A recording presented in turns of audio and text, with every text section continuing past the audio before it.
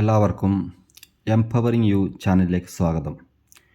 ഇന്നത്തെ നമ്മുടെ വിഷയം പേടി കൂടാതെ എങ്ങനെ ഒരു ജോബ് ഇൻ്റർവ്യൂ അറ്റൻഡ് ചെയ്യാം എന്നുള്ളതിനെക്കുറിച്ചാണ്. എങ്ങനെ ചെറിയ ചേഞ്ചസ് കൊണ്ട് വലിയ ഡിഫറൻസുകൾ ഉണ്ടാക്കാം. ഇത് ചിലപ്പോൾ കേട്ട് കഴിയുമ്പോൾ ചിലപ്പോൾ ഇതൊക്കെ വളരെ സില്ലി ആയിട്ടുള്ള കാര്യങ്ങളാണെന്ന് തോന്നിയേക്കാം. പക്ഷേ ഇതുണ്ടാക്കുന്ന റിസൾട്ട്, അതിൻ്റെ ഇമ്പാക്റ്റ് അത്രയും വലുതായിരിക്കും എന്നുള്ളതാണ്. പൊതുവായി ഇൻ്റർവ്യൂവർ ഏത് ഇൻ്റർവ്യൂവിന് പോയി കഴിഞ്ഞാലും പൊതുവായിട്ട് ചോദിക്കുന്നൊരു ചോദ്യമാണ് ടെൽ അബൌട്ട് യുവർ സെൽഫ്. അത് സെൽഫ് ഇൻട്രഡക്ഷൻ. എല്ലാവരും തെറ്റിദ്ധരിച്ച് വെച്ചിരിക്കുന്ന ഒരു കാര്യമാണ് ഈ ടെൽ അബൌട്ട് യുവർ സെൽഫ് എന്ന് പറഞ്ഞാൽ എന്താണ് പറയേണ്ടതെന്നുള്ളത്. മിക്കവാറും ഉദ്യോഗാർത്ഥികൾ പറയുന്നത് അവരുടെ അച്ഛൻ്റെ ജോലി എന്താണ്, അച്ഛൻ കൂലിപ്പണിക്കാരനാണ്, അല്ലെങ്കിൽ അമ്മ വീട്ടമ്മയാണ്, സഹോദരന്മാർ പഠിച്ചുകൊണ്ടിരിക്കുകയാണ്, അവർ കല്യാണം കഴിഞ്ഞിട്ടില്ല, അല്ലെങ്കിൽ അങ്ങനെയുള്ള കുറേ കാര്യങ്ങളാണ് കൂടുതലും ഉദ്യോഗാർത്ഥികളും ഈ ടെൽ അബൌട്ട് യുവർ സെൽഫ് എന്ന് പറയുന്നത്. പിന്നെ ഇന്നത് പഠിച്ചിട്ടുണ്ട്, ഞാൻ SLC ഇന്ന സ്കൂളിൽ പഠിച്ചു, അല്ലെങ്കിൽ PUC ഇന്ന കോളേജിൽ പഠിച്ചു, ഡിഗ്രി ഇന്ന സ്ഥലത്തെടുത്തു, ഇങ്ങനെയുള്ള കാര്യങ്ങളൊക്കെയാണ് പറഞ്ഞ് തുടങ്ങുന്നത്.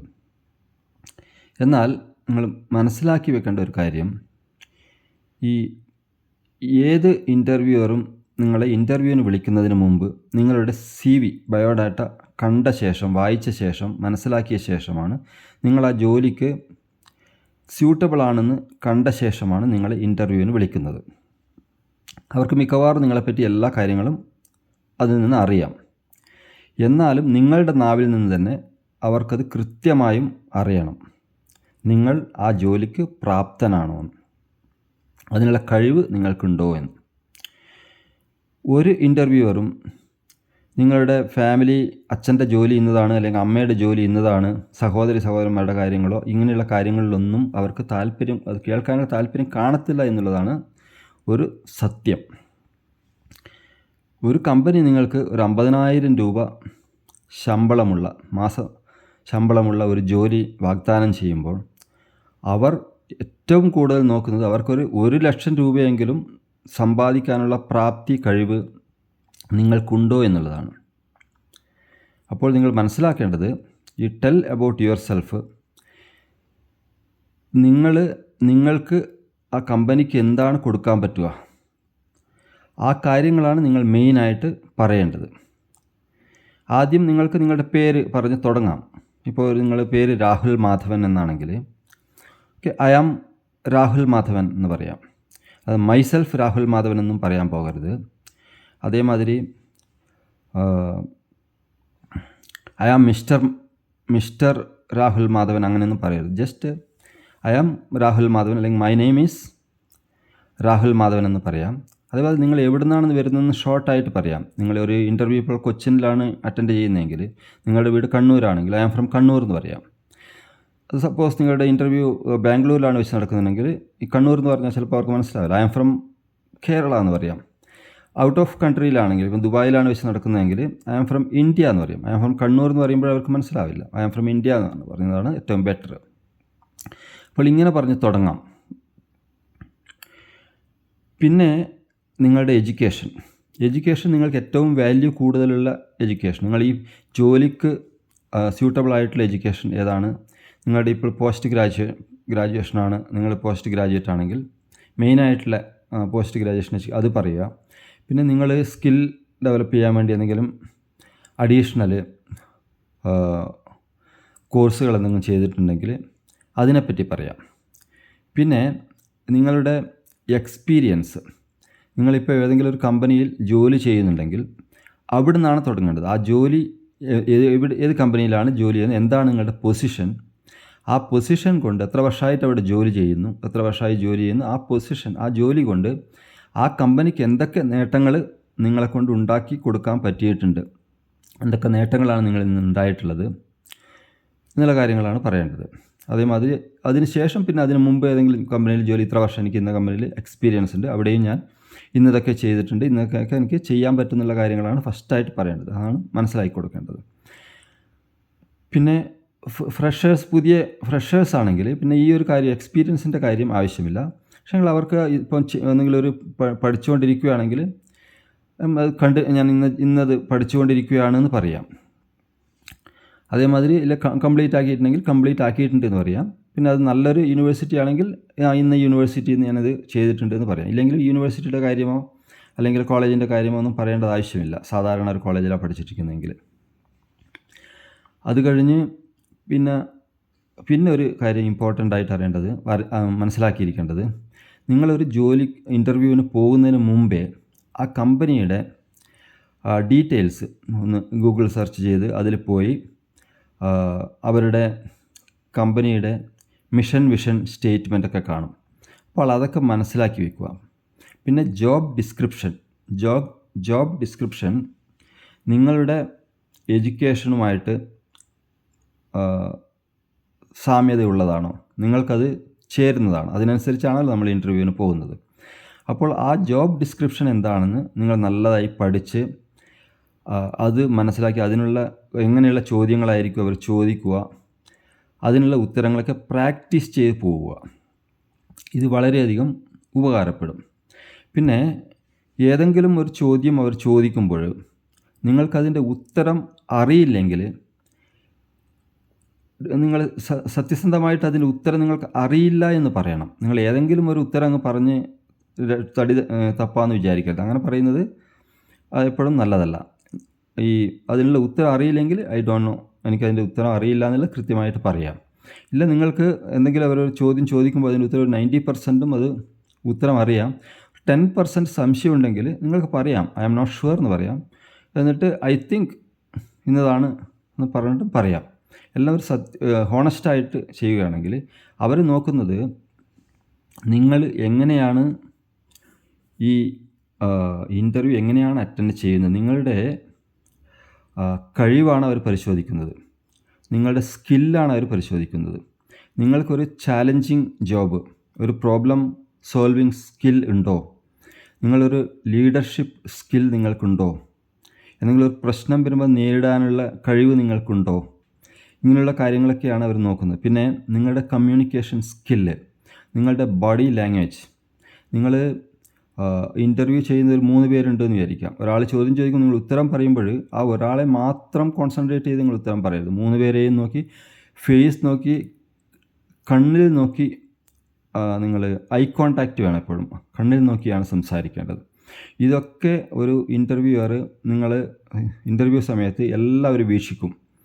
നിങ്ങളുടെ ബോഡി ലാംഗ്വേജ് വളരെ നന്നായി അവർ നോക്കുന്നതായിരിക്കും. നിങ്ങൾ കാലൊക്കെ ഒന്ന് ഷേക്ക് ചെയ്തുകൊണ്ട് അല്ലെങ്കിൽ അവിടെയും ഇവിടെയും നോക്കിക്കൊണ്ട് സംസാരിക്കുന്നത്, അങ്ങനെയുള്ള കാര്യങ്ങളൊന്നും ഒരിക്കലും ചെയ്യരുത്. ഇതാണ് ഏറ്റവും ഇമ്പോർട്ടൻ്റ് ആയിട്ടുള്ള ഒരു കാര്യം പറയാനുണ്ട് എന്ന് പറഞ്ഞത്. പിന്നെ എപ്പോഴും പൊതുവായിട്ടുള്ള കുറച്ച് കാര്യങ്ങൾ കൂടി പറയാം. ഒന്ന്, ജോബ് ഇൻ്റർവ്യൂ ആദ്യം അറ്റൻഡ് ചെയ്യാൻ പോകുന്ന സമയത്ത് ടൈം, ഇൻ്റർവ്യൂ ഒരു 10 മണിക്കാണെങ്കിൽ ഒരു 9:30-ക്കെങ്കിലും ആ സ്ഥലത്ത് എത്തുന്ന മാതിരിയുള്ള ട്രാവൽ പ്ലാനിങ് നിങ്ങൾ ചെയ്തിരിക്കണം. ലാസ്റ്റ് മൊമെൻറ്റിൽ ഓടിച്ചാടി വേർത്ത് കുളിച്ച് പോകുന്ന ആ ഒരു രീതി ഇല്ലാതാക്കണം. വളരെ സമയമൊക്കെ എടുത്ത് ഇതായിട്ട് പോകുന്ന വിധത്തിൽ ചെയ്യണം. പിന്നെ ഈ ഇൻ്റർവ്യൂവിന് പോകുന്ന തലേ ദിവസം നിങ്ങൾ നല്ലതായി ഉറങ്ങിയിരിക്കണം. കഴിയുന്നത് ഒരു 8 hours നല്ല ഉറങ്ങി രാവിലെ എഴുന്നേറ്റ ഉടനെ ചെറിയൊരു വാമിങ് എക്സർസൈസോ അല്ല ഈ ബ്രീത്തിങ് എക്സർസൈസൊക്കെ ചെയ്യുന്ന പതിവുണ്ടെങ്കിൽ, അത് യോഗയൊക്കെ ചെയ്യുന്ന ഇതുണ്ടെങ്കിൽ അപ്പോൾ ചെയ്തു കഴിഞ്ഞാൽ അന്നത്തെ ദിവസം മുഴുവൻ നിങ്ങൾ നല്ല ഉന്മേഷത്തിൽ നല്ലൊരു ആക്റ്റീവായിട്ടിരിക്കും. അത് എപ്പോഴും ഇതൊക്കെ ചിലപ്പോൾ കേൾക്കുമ്പോൾ വളരെ സില്ലിയായി തോന്നാം, പക്ഷേ ഇതൊക്കെ വളരെ ഇമ്പോർട്ടൻ്റ് ആയിട്ടുള്ള ചെറിയ കാര്യങ്ങളാണ്. ഇതിനെക്കൊണ്ട് വലിയ ഡിഫറൻസ് ഉണ്ടാക്കാൻ പറ്റും എന്നുള്ളതാണ്. പിന്നെ ചിലപ്പോൾ നിങ്ങൾക്ക് പുതിയ ഡ്രസ്സുകളൊന്നും കണ്ടുവന്ന് വരത്തില്ല, പുതിയ ഷൂ ഒന്നും ആവശ്യമില്ല. പക്ഷേ ഉള്ള ഡ്രസ്സ് നല്ലതായി അലക്കി തേച്ച് ഡീസൻ്റ് ആയിട്ടുള്ള ഡ്രസ്സ് ധരിക്കുക. അതുപോലെ ഷൂ പോളിഷൊക്കെ ചെയ്ത് ഡീസൻ്റായി. ഇപ്പം നിങ്ങൾ മുടി താടിയൊക്കെ വളർത്തുന്ന അത് കുഴപ്പമില്ല, പക്ഷേങ്കിൽ അത് നല്ല ട്രിം ചെയ്തുകൊണ്ട് ഉപയോഗിക്കുക. പിന്നെ പച്ച കളറുള്ള ഷർട്ട്, മഞ്ഞ കളറുള്ള പാൻറ്റ്, നീല കളറുള്ള ബെൽറ്റ് ഒക്കെ ധരിച്ച് പോകുന്നത് ചിലപ്പോൾ നിങ്ങൾക്കത് ഇഷ്ടമായിരിക്കാം. പക്ഷേ പൊതുവായിട്ടുള്ളൊരു ഡ്രസ് കോഡുണ്ട്. അത് മെയിൻറ്റെയിൻ ചെയ്യാൻ വേണ്ടി വളരെ ശ്രദ്ധിക്കുക. അതൊക്കെ ഈ ജോലിക്ക് ഇതൊക്കെ പോകുമ്പോൾ നമ്മുടെ ഇഷ്ടം മാത്രമല്ല, മറ്റുള്ളവർ കൂടെ ഇഷ്ടങ്ങൾ കൂടി നോക്കിയിട്ട് വേണം നമ്മൾ ചെയ്യാൻ വേണ്ടിയിട്ട്. ഇതാണ് ഒരു കാര്യം പറയാനുള്ളത്. പിന്നെ നിങ്ങൾ ഇൻ്റർവ്യൂവിന് അറ്റൻഡ് ചെയ്യുന്ന സമയത്ത് ചിലപ്പോൾ ഡോർ ക്ലോസ് ആണെന്ന് വിചാരിച്ചോ, അവരുടെ റൂമിൽ ഇൻ്റർവ്യൂവർ ഇരിക്കുന്ന ഡോർ ക്ലോസ് ആണ്, അത് മെല്ലെ ഒന്ന് തട്ടിയിട്ട് ഓപ്പൺ ചെയ്തിട്ട് മേ ഐ കമിൻ സാർ എന്ന് ചോദിക്കാം. മേ ഐ കമിൻ സാറാണ് ചോദിക്കേണ്ടത്. പിന്നെ അതിന് അവർ ഓക്കെ പറഞ്ഞാൽ താങ്ക് യു പറഞ്ഞ് അവിടെ പോയി പിന്നെ അവർ പറഞ്ഞ ശേഷം നമ്മൾ ഇരിക്കുക. അപ്പോഴും ഒരു താങ്ക്സ് പറയുക. അതിനുശേഷം പിന്നെ അവർ ടെൽ അബൌട്ട് യുവർ സെൽഫോ ബാക്കിയുള്ള കാര്യങ്ങളോ ചോദ്യങ്ങളോ ഒക്കെ ചോദിക്കും. എല്ലാം കഴിഞ്ഞ ശേഷം ലാസ്റ്റ് നമ്മൾ ഇറങ്ങി വരുമ്പോൾ വീണ്ടും നമ്മളൊരു ഗ്രീറ്റിങ്സ് വളരെ ആദ്യം തന്നെ നമ്മൾ ചെയ്യുമ്പോൾ തുടങ്ങുമ്പോൾ ഒരു ഗ്രീറ്റിങ്സ്, ഗുഡ് മോർണിംഗ് അല്ലെങ്കിൽ ഗുഡ് ആഫ്റ്റർനൂൺ അല്ലെങ്കിൽ ഗുഡ് ഈവനിങ്, അത് ടൈം അനുസരിച്ച്. ഒരു 12 o'clock 12:30 ഗുഡ് മോർണിംഗും 12:30 മേലെയാണെങ്കിൽ ഒരു 4-4:30 വരെ ഗുഡ് ആഫ്റ്റർനൂണും അതിനുശേഷം ഗുഡ് ഈവനിങ്ങും പറയാം. പിന്നെ ലാസ്റ്റ് ഇൻ്റർവ്യൂ കഴിഞ്ഞ് പുറത്ത് വരുമ്പോൾ നിങ്ങൾ അവർക്കൊരു താങ്ക്സ് പറയണം. അവരുടെ വാല്യുബിൾ ടൈം നമുക്ക് വേണ്ടി സ്പെൻഡ് ചെയ്തതിന് ഒരു താങ്ക്സ് പറഞ്ഞിട്ടാണ് നമ്മൾ ഇൻ്റർവ്യൂ എൻഡ് ചെയ്യേണ്ടത്. ഇതാണ് ഏറ്റവും ഇമ്പോർട്ടൻ്റ് ആയിട്ടുള്ള ഒരു കാര്യം ഇൻ്റർവ്യൂ ഫേസ് ചെയ്യുമ്പോൾ നമ്മൾ അറിഞ്ഞിരിക്കേണ്ടത്. ഇനി നമ്മുടെ പേടി മാറാനും കോൺഫിഡൻസ് വരാനും എന്താണ് ചെയ്യേണ്ടത്?